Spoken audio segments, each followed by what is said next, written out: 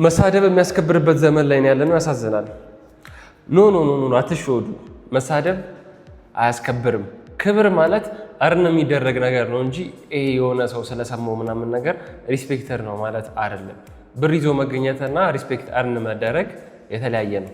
ልክ ለምሳሌ አሁን እናንተ በጓደኞቻችሁ ወይም ደግሞ ወላጆች ከሆናችሁ ልጆች ካሏችሁ ሁሉንም ጓደኞቻችሁ ወይም ደግሞ ሁሉንም ልጆቻችሁ ልትወዷቸው ትችላላችሁ። ግን ክብር አርን የሚደረግ ነገር ነው። ለምሳሌ አሁን ሁለት ጓደኞች ካሏችሁ ወይም ደግሞ ሁለት ልጆች ካሏችሁ አንደኛው በጣም ኮምፒታቲቭ ሆኖ ሃርድ ወርከር ሆኖ ድሪሙን አቺቭ የሚያደርግ ሰው ካለና አንደኛው ደግሞ ሌዚ ሆኖ ሁሌ ደካማ የሆነ ነገር የሚያደርግ ከሆነ ልትወዷቸው ትችላላችሁ ጓደኞቻችሁ ወይም ደግሞ ልጆቻችሁ። ግን በጣም ክብር የሚኖራችሁ ለማን ነው? እዚህ ጋር አርን ለሚያደርገው ሰው ነው። ለምን?